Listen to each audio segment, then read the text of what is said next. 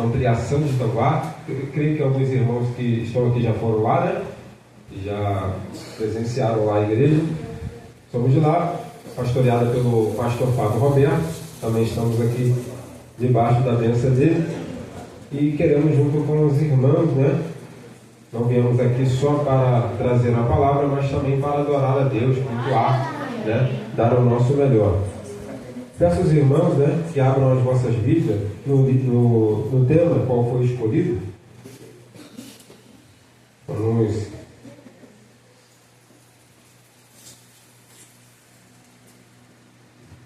também falar com os irmãos que tenham um pouco de paciência comigo, porque não sou aquele tipo de pregador explosivo, né, mas gosto de uma mensagem que fale a nossa mente, que fale ao nosso coração, de maneira que nós venhamos sair daqui entendendo aquilo que foi pregado, entendendo aquilo que foi falado, e mais importante do que isso, pondo em prática aquilo que nós ouvimos aqui nessa noite. Está em Efésios, carta de Paulo aos Efésios, capítulo 5, o versículo 14. Vamos esperar aí todos os irmãos para nós fazermos essa leitura juntos.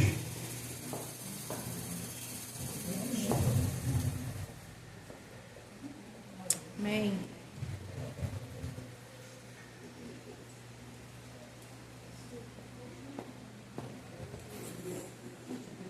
Carta de Paulo aos Efésios, capítulo 5, versículo 14. Todos acharam? Diz amém? Amém. Está escrito assim: pelo que diz, desperta, ó tu que dormes, e levanta-te dentre os mortos, e Cristo te dará luz, ou te esclarecerá. Amém. A igreja, o versículo 14, pode repetir, por favor? Pelo que diz, desperta tu que dormes, e levanta-te dentre os mortos, e Cristo te iluminará. Amém, irmãos. Podem tomar as vossas assentos. Irmãos, essa palavra é uma palavra que fala ao nosso coração. Quando Paulo ele vai escrever essa carta à igreja que estava na cidade de Éfeso, Paulo ele vai escrever essa carta com um propósito. Paulo ele vai escrever essa carta com um pensamento. Ele quer falar àqueles cristãos que estavam na cidade de Éfeso a respeito da unidade em Cristo. Que todos, através de Cristo, tornaram-se um só. Quando Paulo escreve essa carta, eu acho interessante a apresentação que ele dá. Porque quando ele se apresenta para a igreja de Éfeso, ele diz: Paulo, apóstolo de Jesus Cristo, pela vontade de Deus. Isso já nos dá uma noção de quem Paulo é. Porque todas as vezes, ou na maioria das vezes, melhor dizendo, em que Paulo vai se direcionar a alguma igreja, ele sempre coloca o seu nome na frente do seu título. E depois de apresentar o seu nome, o seu título, ele diz que esse título que ele recebeu foi pela vontade de Deus. Ou seja, nós observamos que antes de nós termos um título, antes de nós termos um grau eclesiástico na igreja, nós primeiro temos que ter um bom nome. Amém. Porque o nome fala do nosso caráter, da nossa essência, daquilo que nós somos. Então, antes de nós nos apresentarmos com um cargo, com algo que nos coloca numa posição superior ao outro, nós primeiramente temos que ter um bom nome. Amém. Segunda coisa que Paulo se apresenta é com o seu apostolado. Ele vai dizer: eu sou apóstolo de Jesus Cristo. E logo depois de ele apresentar esse cargo, ele vai dizer: é pela vontade de Deus. Nós sabemos que aquele que é chamado, ele não se chama, ele não se oferece, ele não se apresenta. Na verdade, é o próprio Deus quem escolhe, é o próprio Deus que separa, é o próprio Deus que direciona, é o próprio Deus que o chama para o chamado. E ele, se entendendo que é Deus que o está chamando, ele se apresenta dizendo: eis-me aqui, como já foi louvado. Quando Paulo ele vai escrever essa carta para a igreja de Éfeso, Paulo ele está querendo fazer uma distinção, e ele está querendo tirar da igreja um pensamento que estava acabando com a igreja. Gabriel, qual é o pensamento? a igreja não estava entendendo que já não havia mais gentio, melhor dizendo, que não havia mais separação entre o gentio e o judeu, que Paulo está querendo dizer para aquela igreja que já estava em Éfeso, que não havia mais separação, não havia mais divisão, não havia mais nada que impedisse que os povos se tornassem um só em Cristo. Então ele vai dizer, irmãos, não foi visto, não foi falado e pregado dentre vocês que quando Cristo morreu, Ele tirou essa separação, Ele desfez isso. Portanto, a salvação que vocês têm, a salvação que opera na vida de vocês, isso não é por mérito vosso, isso não é por algo que vocês estão achando que vocês alcançaram pela vossa força. A salvação não é algo que nós alcançamos pelo nosso próprio mérito, pelo nosso próprio esforço, pela nossa própria, vamos dizer assim, dedicação. Paulo vai dizer não, a salvação é dom de Deus. E não é pelas obras para que ninguém se glorie, para que ninguém pegue a glória que é de Deus. Não, a salvação é um dom de Deus e ela é pela fé em Cristo Jesus. Agora Paulo, ele vai olhar e vai ver que a igreja em Éfeso está precisando de orientações a respeito da vida prática cristã. E depois dele separar esses dois povos e dizer que não havia mais separação, ele vai falar a respeito das dispensações. Gabriel, o que seriam essas dispensações? Seriam tempos designados por Deus para de uma maneira especial tratar com a humanidade. A primeira, ele vai falar de ordem decrescente. A primeira vamos dizer assim, dispensação que ele vai tratar, a dispensação da plenitude dos tempos. A segunda dispensação que ele vai falar é a dispensação da graça. E a terceira dispensação que ele vai falar é a dispensação do mistério. Só que se nós pegarmos ao contrário, nós vamos ter uma ordem melhor. Como assim, Gabriel? A dispensação do mistério. Essa é a dispensação em que Cristo não aparece como Cristo, mas sempre esteve presente. Quando você olha para Gênesis capítulo 1, você vai ver que através do verbo Deus criava as coisas. Nós sabemos que João capítulo 1 vai dizer que no princípio ele era o verbo estava com Deus e o verbo era Deus. E nada do que existe foi feito sem ele. E nada do que existe subsiste porque Cristo sustenta todas as coisas. Mas quando nós olhamos para o Antigo Testamento, nós não vemos o nome Cristo sendo apresentado. Gabriel, por quê? Porque Cristo era um mistério escondido no seio do Pai. Quando você olha para Hebreus capítulo 1, é a entrada de Cristo no céu. É Cristo entrando nos céus e se apresentando, a sua ascensão após ele ter vencido a morte e ressuscitado. Só que quando ele vai chegando no céu, os anjos não conheciam ele como Salvador, os anjos não conheciam ele como Cristo. Então é necessário que Deus apresente o seu Filho aos anjos. Aí Hebreus capítulo 1 vai dizer que todos os anjos o adorem, porque ele é um com Deus, ele é a mesma essência do Pai.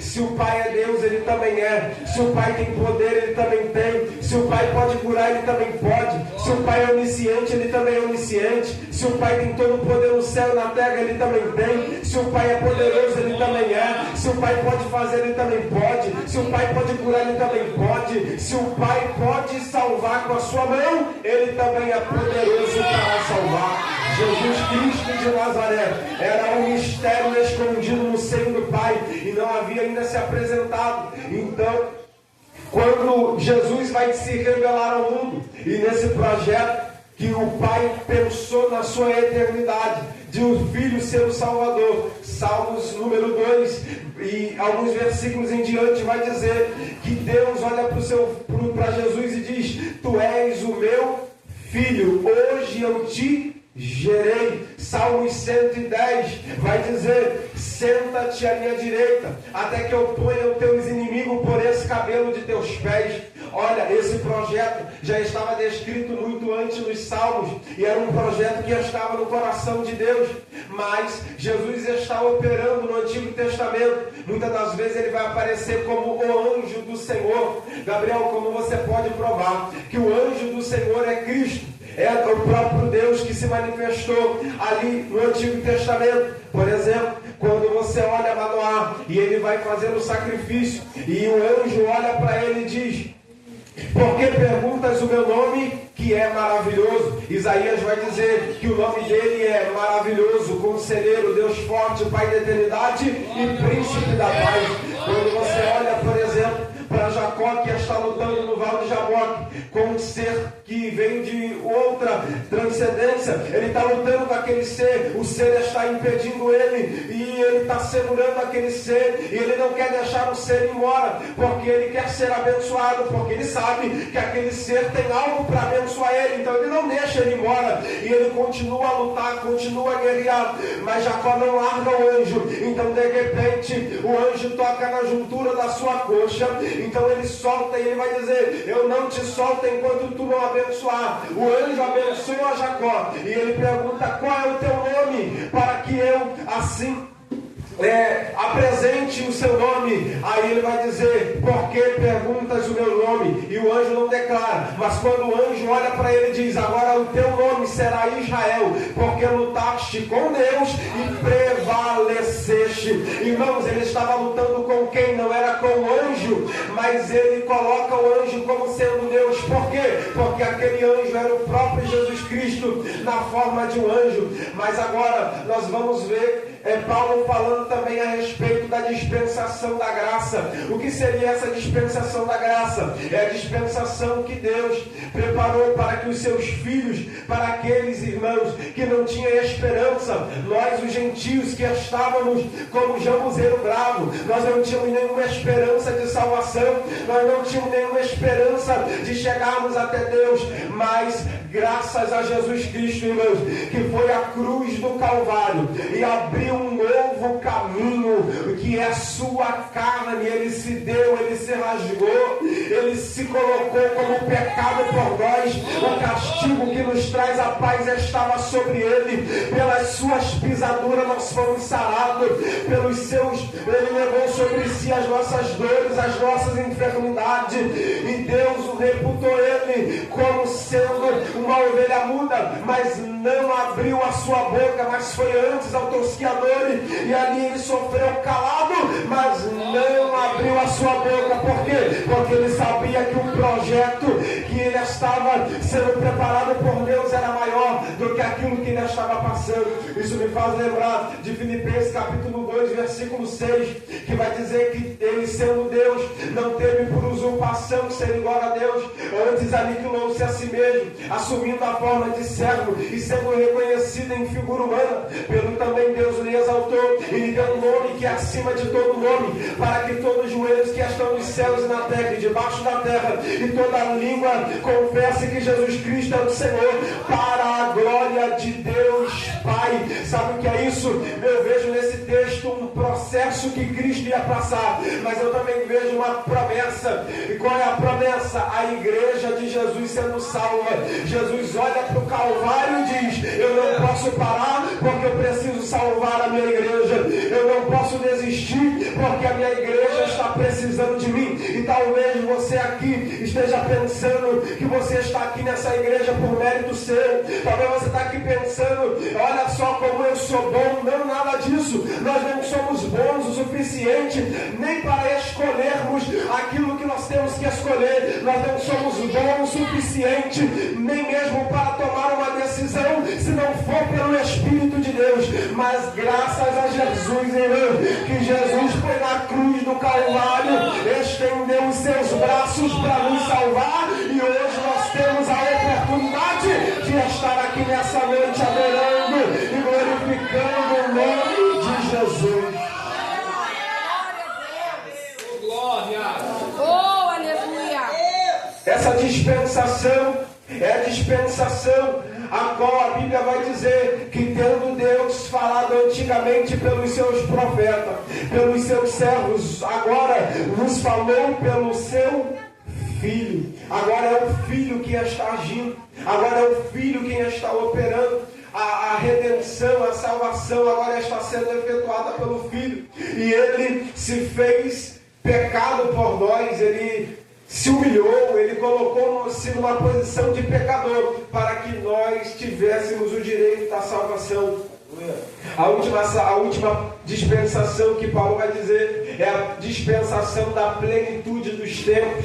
Gabriel, o que seria essa plenitude dos tempos? Seria quando todas as coisas se cumprirem, seria quando todas as coisas tomarem o seu final, quando nós, juntamente com Cristo, a sua igreja, vai estar reinando com Ele para sempre, quando a nova Jerusalém que desce do céu vier, e nós, juntamente com Cristo, os seus servos, salvos, lavados, remidos pelo sangue do Cordeiro, estivermos juntamente com Ele. Então, todas as coisas se completará, todas as coisas chegarão ao seu final. Mas, Gabriel, é sobre isso que você veio pregar? Não.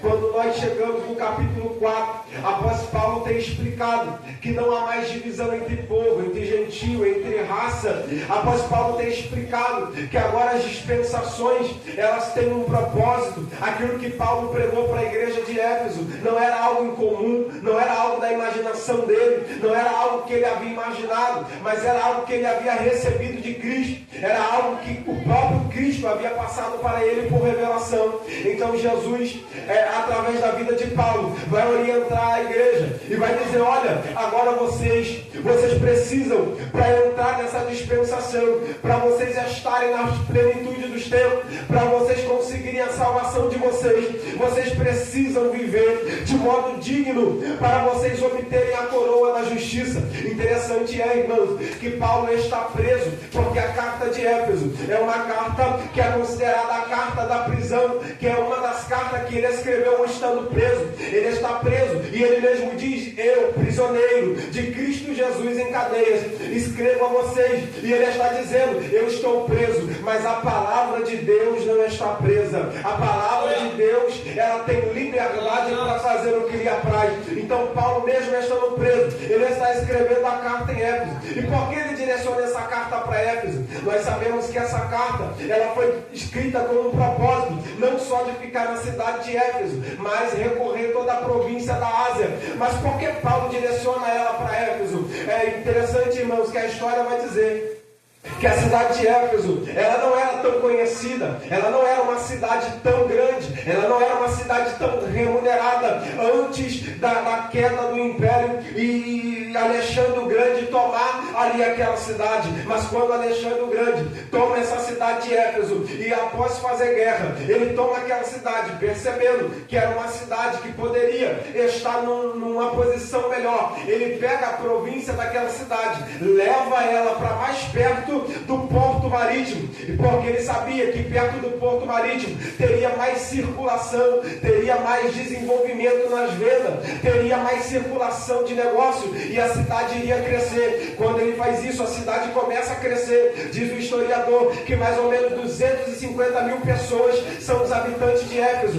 Não só são os habitantes de Éfeso, como eles viviam numa prática libertina, viviam em orgias, eles viviam em práticas imorais, e eles estão vivendo ali a respeito e também em torno do templo de Artemis, que era um templo conhecido como a 7ª maravilha do mundo. A cidade de Éfeso está numa beleza, a cidade de Éfeso está vivendo um padrão muito grande de riqueza, eles estão vivendo muito bem, eles estão aproveitando os seus pecados, eles estão aproveitando os seus prazeres. Mas Paulo escreve a carta dizendo: olha, eu já expliquei para vocês o que vocês precisam fazer para herdar a salvação, mas agora vocês precisam viver de modo digno dessa salvação. Aí ele vai dizer: como assim de modo digno? Que despais do velho homem, que se corrompe segundo as concupiscências do engano, e revistais o espírito da vossa mente. Gabriel, por quê? Porque quando eu controlo a minha mente, eu controlo todo o meu corpo. Quando eu controlo a minha mentalidade, eu controlo todo o meu ser. Aí a Bíblia vai dizer: guardei a tua palavra no meu coração, para eu não pecar contra ti. A palavra, eu guardei a tua palavra no meu coração. Coração aqui não é um órgão que bombeia o sangue, mas é a nossa mente. Quando a palavra de Deus está na nossa mente, nós não damos ocasião para o pecado, nós não deixamos que nada contamine o nosso corpo. Por quê? Porque a nossa mentalidade está cheia da palavra de Cristo. É por isso que Paulo vai dizer: tende tendes a mente de Cristo, porque quando nós temos a mente de Cristo, nós não deixamos que o pecado domine a nossa vida, nós não deixamos que o pecado tome conta do nosso ser, nós não deixamos, e o próprio Paulo vai dizer, o pecado não terá mais domínio sobre vocês. Então não tem essa, irmão, de eu não conseguir segurar, não tem essa de eu não aguentei, não tem essa de estar todo mundo fazendo, não. Nós sabemos que quando a palavra de Deus está na nossa mente, nós temos o controle sobre todo o nosso corpo. Aí Paulo vai dizer, aquele que mentia não mente mais, aquele que roubava não rouba mais, aquele que prostituía não prostitui mais, mas tenha uma vida digna, pura, lavada, santificada pelo sangue do Cordeiro. Aí ele vai dizer, não se deixa o sol se pôr sobre a nossa ira, e nem deis lugar ao diabo. Sabe por quê? Muitas das vezes a nossa vida ela está de cabeça para baixo, é porque nós damos lugar ao adversário, nós abrimos muitas brechas para ele operar. Mas quando nós estamos igual Neemias, tapando as brechas dos muros, o diabo ele não tem poder e influência sobre a nossa casa. Levante a sua mão aqui nessa noite, que eu vou profetizar sobre a tua vida. O diabo não terá poder sobre a tua casa, o diabo não terá poder sobre a tua família, o diabo não terá poder sobre as tuas finanças, o diabo não terá poder sobre o seu relacionamento. Se você hoje, a partir desse dia, colocar a palavra de Deus no teu coração, se você a partir dessa noite dizer, Jesus, eu não abro mão da tua palavra. O Espírito de Deus, Jesus está nesse lugar, irmão. O Espírito Santo de Deus. Aí ele vai dizer a respeito dessas práticas, porque já que nós estamos numa cidade em que todo mundo pode fazer, já que nós estamos num lugar em que é normal, já que nós estamos num lugar em que todo mundo se diverte, então vamos também na mesma onda. Mas Paulo vai na contramão dizendo, olha, que ninguém nos engane com palavras vãs, que ninguém faça com que vocês experimentem a ira de Deus que vem sobre os filhos da desobediência. Por que, Gabriel? Porque Deus, irmão, não compactua com o pecado. Deus, ele não aceita, ele ama o pecador, ele ama todos aqueles que são criatura sua, mas para nós herdarmos a salvação, nós temos que escolher Cristo ou o pecado, Cristo ou o inferno, e não tem, irmãos, meio termo. Então Paulo está orientando a igreja e está dizendo, olha, vocês precisam disso, vocês precisam viver de modo digno, vocês precisam atentar-se para a oração, orando em todo o tempo, súplica no Espírito, vigiando nisto, para que Satanás não tenha ocasião para tirar vocês do propósito, do alvo, do foco. Aí ele vai dizer, olha, que ninguém vos engane, portanto, sejam participantes comigo do meu sofrimento. Porque se você acha que evangelho é facilidade, irmão, você está enganado. Se você acha que evangelho é coisa fácil, você está enganado. Evangelho é renúncia, evangelho é sofrimento, evangelho é perder para depois ganhar, evangelho é você sofrer a perda para depois você sofrer o lucro, evangelho é você abrir mão para depois você alcançar as bênçãos celestiais. Evangelho é você deixar de lado algumas coisas para depois você alcançar outras. E quando você decide isso, venha o que vier, irmão. Sabe o que é fé? Fé é isso. Fé não é quando você ora e o paralítico levanta. Isso é o dom da fé. Mas a fé que me faz permanecer vivo é essa que Hebreus 11 diz, que ela é o firme fundamento das coisas que não se vê, mas se espera. É a prova daquilo que a gente não viu ainda, mas vai acontecer porque a gente acredita.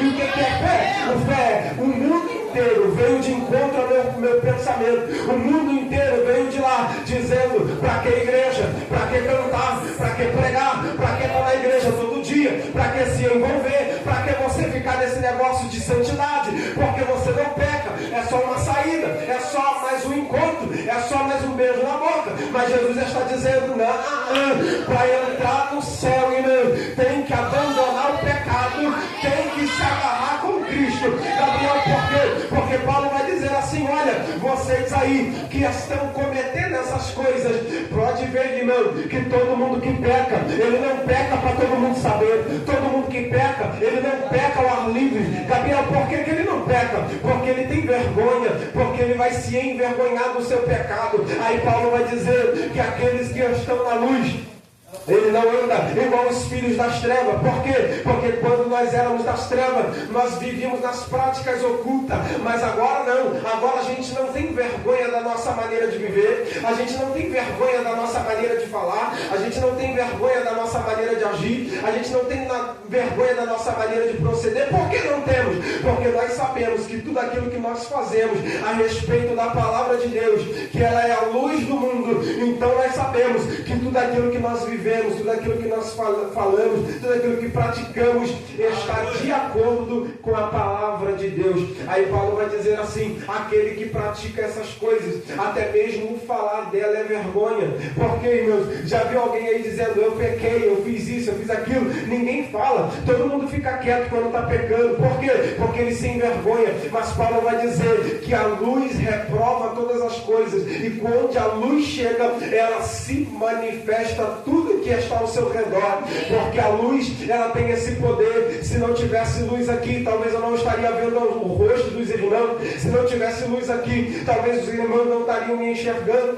Se não tivesse luz aqui, a gente talvez não conseguiria se locomover bem dentro do tempo, porque alguém ia tropeçar, alguém ia cair. Aí é por isso que Paulo está dizendo, e é por isso que está escrito: desperta, ó tu que dormes, levanta-te dentre os mortos, e Cristo te esclarecerá. Gabriel, que mortos são esses? Paulo vai dizer, alguns capítulos antes: nós estávamos mortos em nossos delitos e pecados. Então morto é todo aquele que não consegue vencer o pecado. Morto é todo aquele que não consegue vencer a sua própria carne. Morto é aquele que não consegue vencer a sua natureza caída. Mas aquele, irmãos, que pega a palavra de Deus e coloca no seu coração, todo esse recebe vida, porque Jesus disse: eu sou o caminho, eu sou a verdade e eu sou a vida.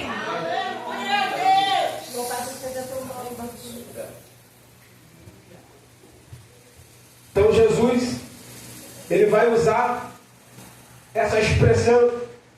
Aí o apóstolo Paulo vai dizer: vocês aprenderam que a igreja não tem divisão. Vocês aprenderam que a igreja, ela é uma unidade. É só um batismo, é uma só fé, é um só Deus, é um só Espírito, é um só corpo. Vocês aprenderam agora que não tem alguém maior do que o outro, não tem ninguém melhor do que o outro. Vocês aprenderam que a igreja está em unidade, está num só propósito, num só pensamento. Agora vocês vai fazer o seguinte: vocês também aprenderam a como se portar diante da sociedade. Vocês aprenderam que mesmo Éfeso, sendo uma cidade que ela tem os seus prazeres, tem os seus pecados, tem a sua maneira de viver. Vocês aprenderam isso?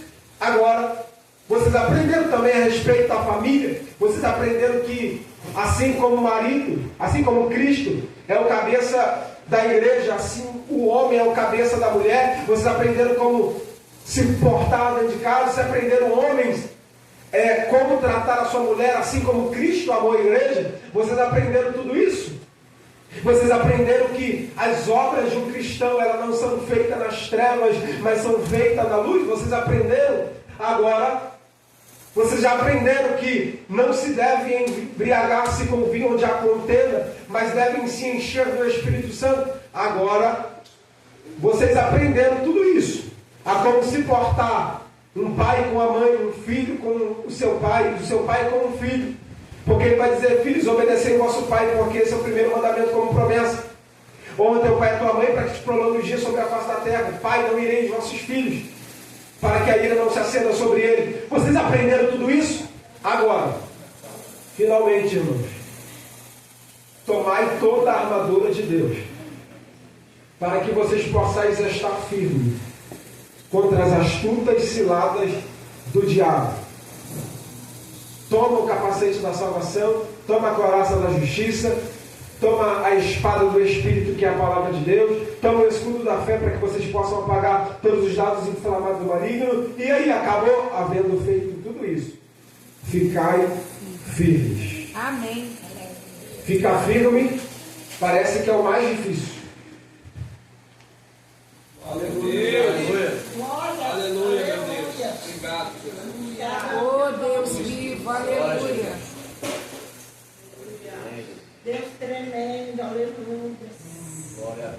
Ficar firme parece que é o mais complicado. Porque muitas das vezes nós já estamos bem. Nós já estamos orando, nós temos fé para apagar as obras de Satanás. Nós temos a palavra de Deus para nos defender, para nós atacarmos as hostes de Satanás. Mas muitas das vezes nós não conseguimos ficar firmes. Isso me faz lembrar, se não me falha a memória, o texto de Mateus, que vai dizer que um homem, Jesus conta uma parábola que um homem edificou a sua casa sobre a rocha.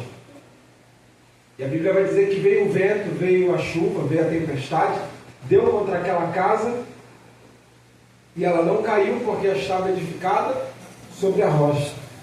Veio outro e edificou a sua casa sobre a areia. Veio os ventos, veio a chuva, veio os rios, correram e deram contra aquela casa e grande foi a sua queda. Só que antes de Jesus contar essa parábola, Jesus ele vem falando das bem-aventuranças. Ele vai dizendo: bem-aventurado aquele que é manso, aquele que é humilde. Vai dizendo, e ele vai falando a respeito sobre o adultério. Ele vai trazendo uma luz ao Antigo Testamento e vai dizendo: ouviste que foi dito aos antigos, não matarás. Mas eu vos digo que aquele que lançar uma palavra contra o seu irmão, na verdade, esse já matou. Porque muitas das vezes a gente não mata com faca, com arma, mas a gente mata com palavras. Aí Jesus vai dizer assim: ouviste que foi dito aos antigos, não adulterarás. Aí Jesus aperta mais o negócio e diz: mas eu vos digo que aquele que desejar uma mulher no seu coração, esse já adulterou com ela. Então Jesus vai apertando o negócio. Jesus vai dizendo essas palavras. Aí depois que ele conta essa parábola, ele vai dizer: todo esse que ouve essas minhas palavras e a pratica, assemelhá-lo-ei ao homem prudente que edificou a sua casa na rocha. Todo aquele que ouve essa minha palavra e não pratica, assemelhá-lo-ei ao homem que edificou a sua casa sobre a areia. Interessante, sabe o que é? É que o adversário, a qual Paulo vai falar no capítulo 6, que é o diabo, o nosso adversário, inimigo da nossa alma.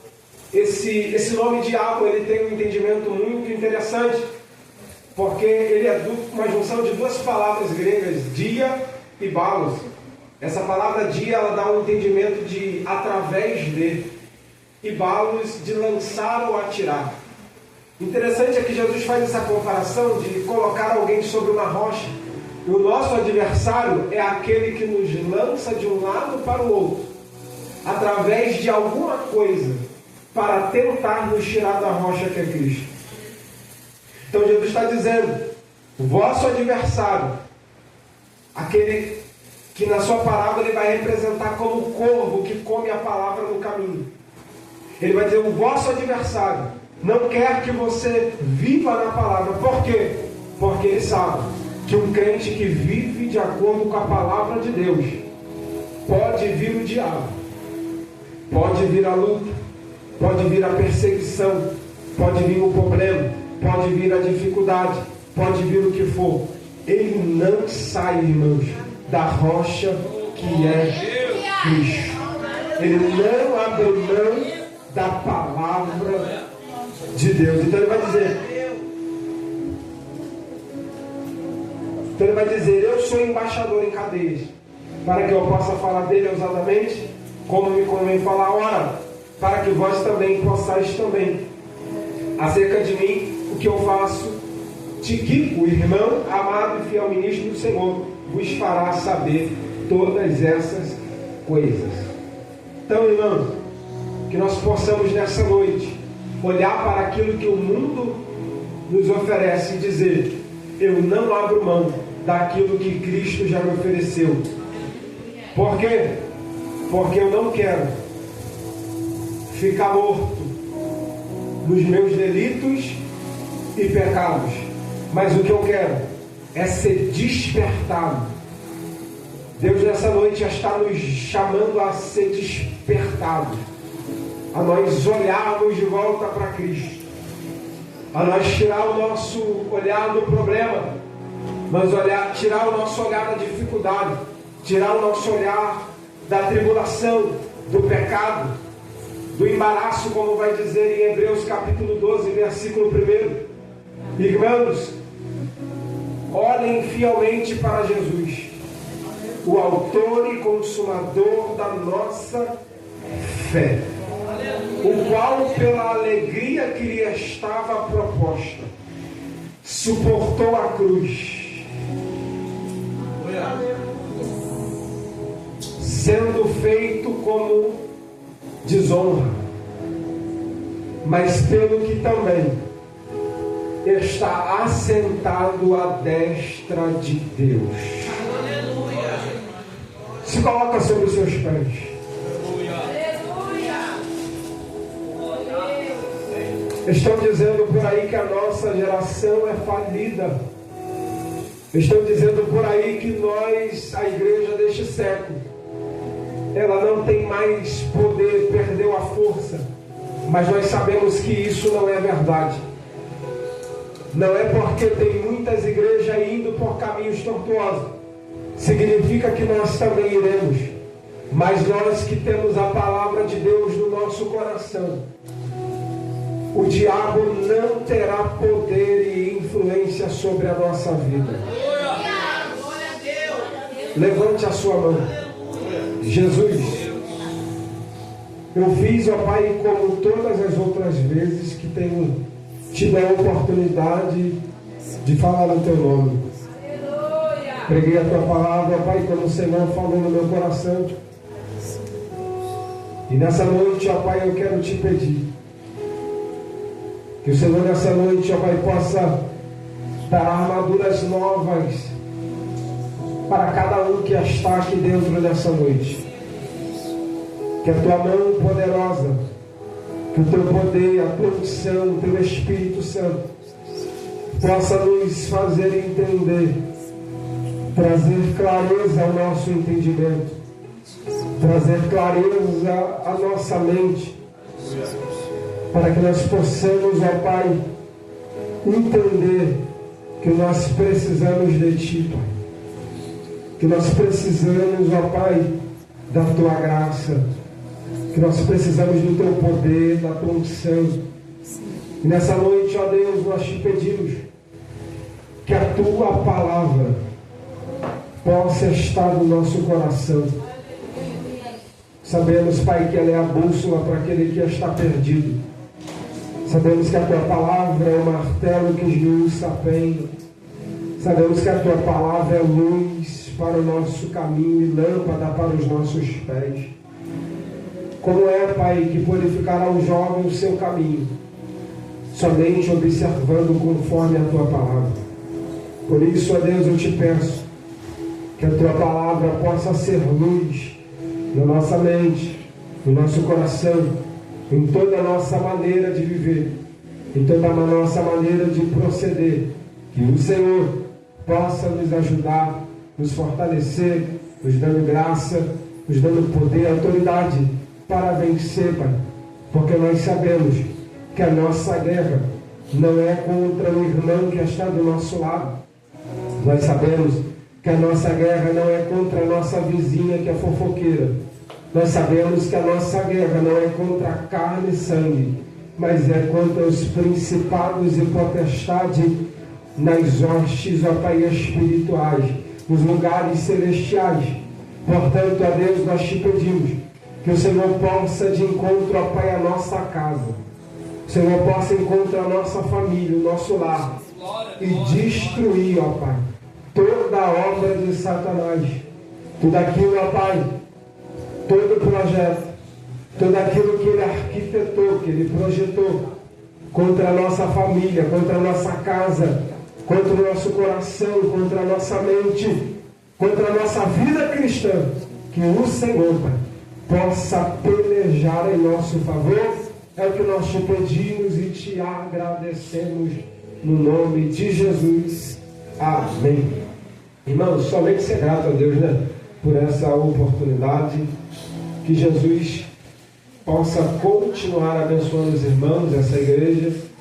Que Deus possa continuar abençoando esse ministério, a vida do pastor Rogério. Tá, pastor? Que Deus possa abrir, né, caminhos. Deus possa aplanar os caminhos tortuosos. E que Deus possa ser glorificado através do Senhor, através da sua casa, da sua família, do seu ministério.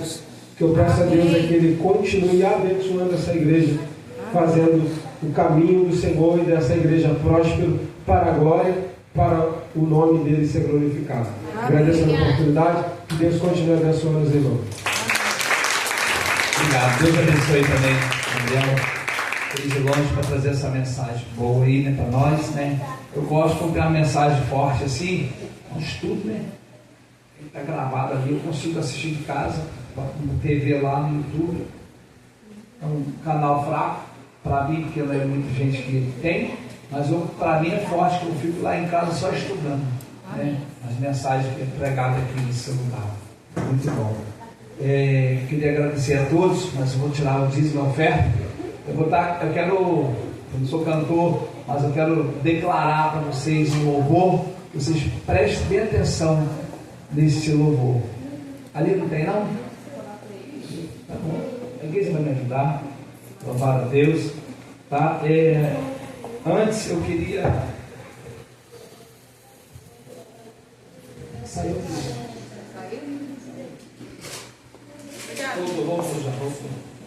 Vamos orar, né, para o dizimista, ofertante.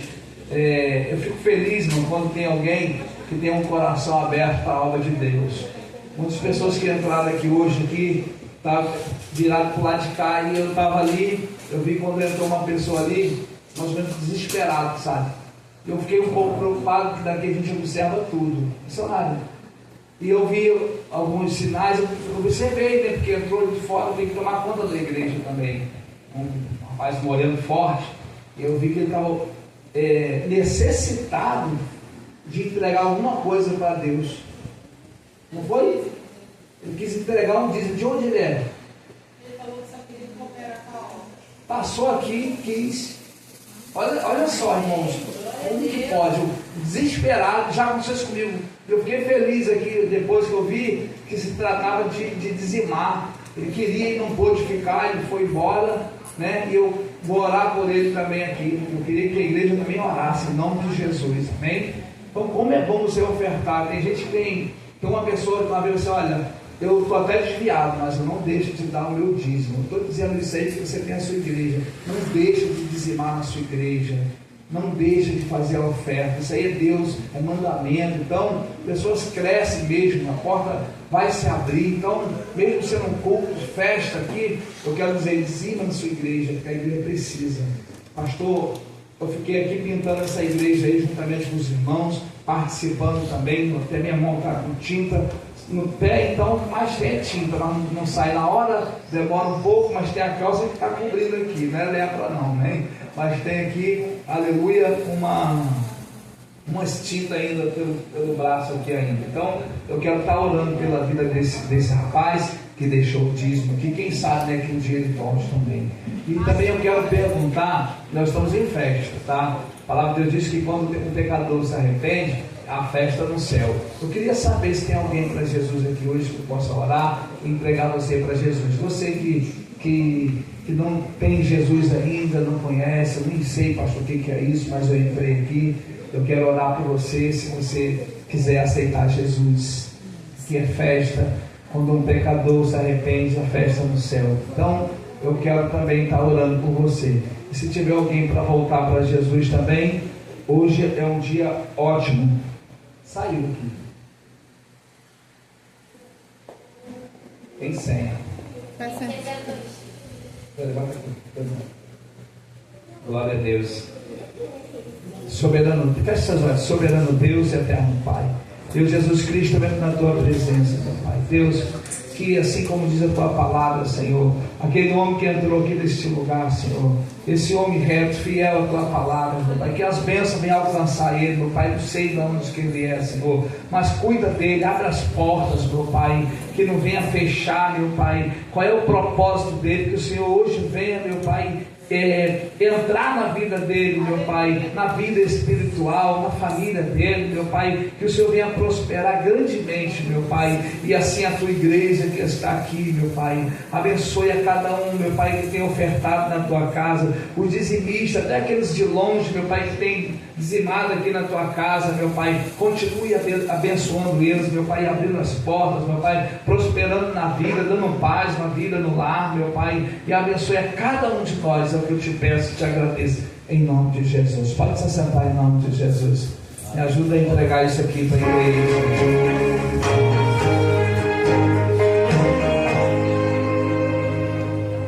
Esse não.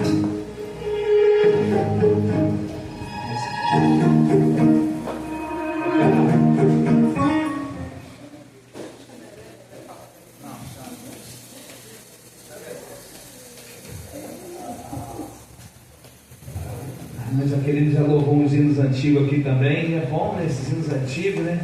Fala conosco, as irmãs também da brasa, é bom que tem gente para ajudar, né? Isso aí mesmo. Vamos louvar a Deus. Enquanto os irmãos ofertam na casa do Senhor, a igreja, vamos louvar a Deus. Glória a Deus. Se você não sabe para onde seguir, se você percebe que não quer mais fingir, levante a cabeça e não olhe para trás. Chame a Deus, chame a Deus. Se a sua vida anda em um abismo sem fim, se teus olhos choram e não quer este fim, levante a cabeça e não olhes para trás. Chame a Deus, chame a Deus, chame a Deus, que a sua vida logo mudará.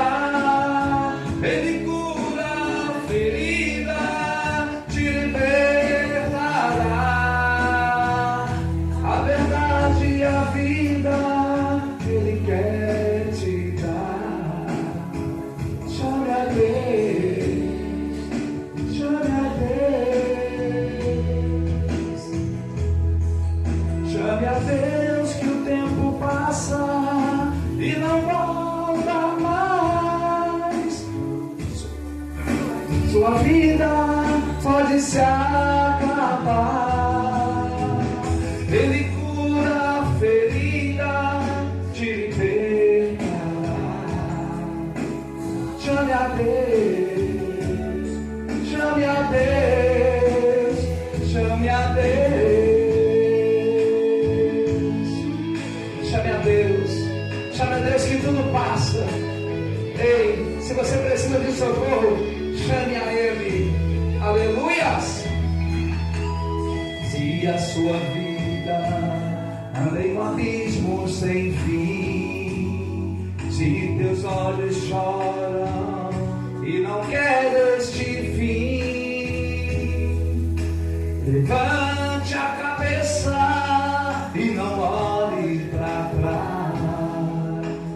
Chame a Deus, chame a Deus, chame a Deus, que a sua vida logo mudará.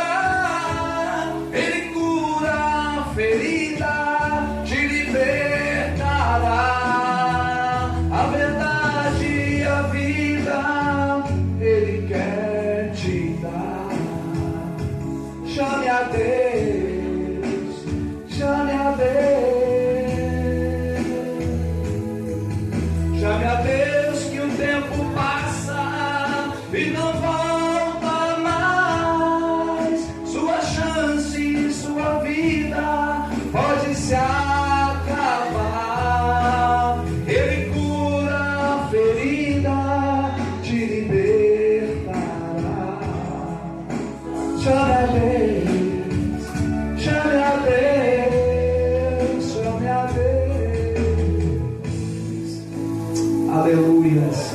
Louvado seja o nome do Senhor. Chame a Deus que tudo passa. Glória a Deus. Glória a Jesus. Missionária Jaqueline quer falar alguma coisa? Ela quer fazer um sorteio, viu? Glória a Deus. Eu vou fazer uma brincadeira aí no culto de amanhã. Hoje eu pensei, hoje não dá mais tempo.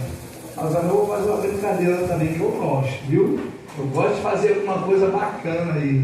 Só não vou falar o que é, senão vai perder a graça. Só se for, vem tudo de manhã, vem até de trabalho, até o Gabriel, chame a Deus. Gente, esse não é louvor, é uma pregação, uma fala profunda. Eu gosto muito. Queria ouvir uma pessoa um dia cantando esse hino aqui que tem mais voz. A paz, irmãos, novamente. Queria me desculpar com os irmãos, né? Porque a gente preparou uma lembrancinha para distribuir para todo mundo. Só que quem ficou responsável por essa parte foi a missionária Cleonice, que é a esposa do nosso pastor presidente, mas eles moram em Caxias. Infelizmente eles não puderam vir hoje. Aí só vão vir amanhã. Mas a diaconisa Fernanda, com um coração enorme, ela ofertou, né, esse mimo. E como não dá para dar para todo mundo, eu resolvi fazer um sorteio com o nome das pessoas que estão aqui nesta noite. Vou logo avisando que não tem ninguém da casa, tá? Só os visitantes, para poder, né, dizer que teve marmelada, né, e tal. Aí eu vou sortear. Aleluia, né? Vamos ver quem é o sorteado. Ele vai ganhar, hein? Ele vai ganhar. Vou pedir pro menino tirar esse meninozinho. Tira aqui. Eu tenho aí, fala pro pastor aqui. Lê o nome de quem é. Tá escrito o quê? Márcio. Quem é Márcio? Não é Márcio.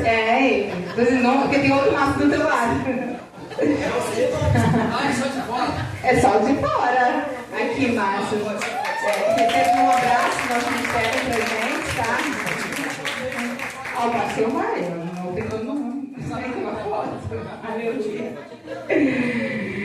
Veio um homem entre as mulheres e foi ganhador. Oh, glória! Deus abençoe a vida de todos em nome de Jesus Cristo. É só uma coisa, gente. É só um só? E o meu? Glória a Deus.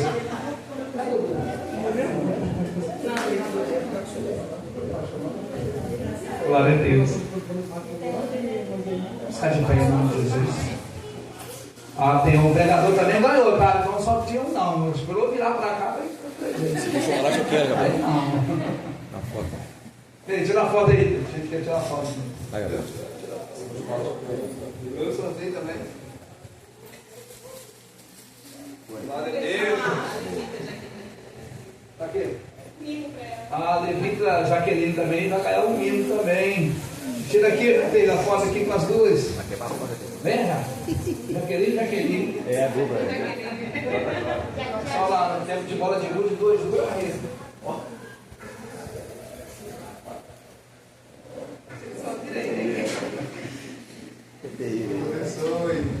Você vai ver ou não? Não tem aqui lá. Amém. Glória a Deus. Então, sorteia logo. Sorteia logo. Vai sorteio logo. Você queria ser o irmão de louvar? Não veio, pô. Ele não veio e vai levar pra casa. Aí vai ficar para mim dele. Gente, eu vou. Quem eu sortear aqui vai ter que voltar os 3 dias. Tá? Eu vou sortear. Não, eu vou tirar. Vai ter que. Não sei se vou estar no ar, não sei. Quem já ganhou não vale, tá? Não vai. Quem já ganhou não vale, vai tirar de novo. Tirou já? Não sei. Ela tá aqui. Não, se sai meu nome, não. Tira. Eu já ganhei. É daqui, Neuza. Vai tirar foto. Glória a Deus, meu Deus. Sabe aqui, tira a foto aqui, Tira a foto. Viu? O pastor é bom, viu? Se não fosse o pastor Rangel, não ia ganhar. Representando Brasa Viva. Glória a Deus. Vamos orar com força agora. Tá. Pegou uma coisa errada aí. Tu é o pai dele? Tu leu, é?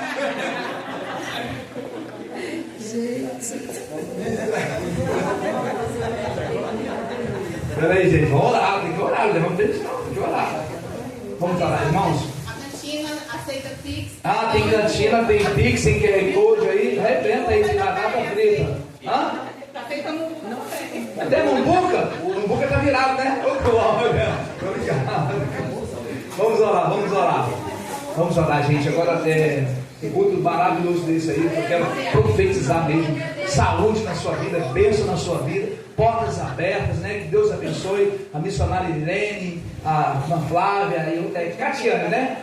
Beijo. Eu gravo o nome, tá aqui, tá aqui. Hoje eu gravo, mas eu não gravo mais não, tem que voltar de novo, tá? Senão eu esqueço.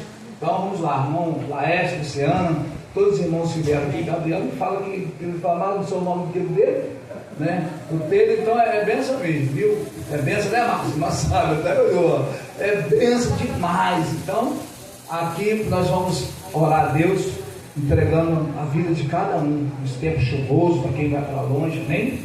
Vamos fechar nossos olhos, chame a Deus, soberano Deus, eterno Pai. Meu Jesus Cristo, eu entro na tua presença, meu Pai. Ó Deus, eu quero te agradecer por esses 4 anos, Senhor. Hoje foi uma festa, meu Pai, aqui no Ministério Crescendo com Deus. Obrigado por cada um que entrou aqui nessas portas, meu Pai, que pisou aqui nesse solo, meu Pai. Que o Senhor venha abençoar, o Senhor sabe, meu Pai, quando eu peço, meu Pai, eu confio no Senhor, meu Pai. Eu sei que o Senhor pode, meu Pai, ouvir a minha voz que está escrito, que o teu ouvido não está tapado, meu Pai. Então socorre o teu povo, meu Pai. Ouve esta oração, meu Pai. Lança, meu Pai, a mão em cada um, Senhor, para abençoar, Senhor, para livrar do homem mau, Senhor, para que eles possam ter uma noite tranquila, meu Pai, para que quando eles entrar no seu lar, meu Pai, haja paz naquele lugar, que os anjos possam estar ali guardando, meu Pai, a casa, meu Pai, livrando da doença, livrando do homem mau, Senhor. Ah, Deus querido, vindo com o teu sopro, o teu Espírito, meu Pai, é o que eu te peço e te agradeço em nome de Jesus. As mãos para essa. Que a graça do nosso Deus, as doces consolações do Espírito Santo e todo aquele que aguarda a vinda de Jesus, em uma só voz, diga comigo: amém! O nosso lema é avançar, sim. Recuar, jamais. Mais uma vez, avançar, sim. Recuar, jamais. Está terminado em nome de Jesus. As palmas. Cantina.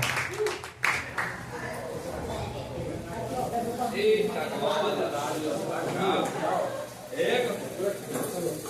Mas eu tenho só para esperar aí, para pagar um cachorro para você, pagar só um cachorro para ele.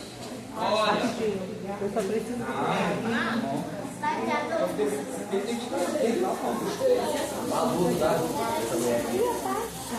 a parte que é a pena. Mãe, só pega um cachorro. Não, só um cachorro.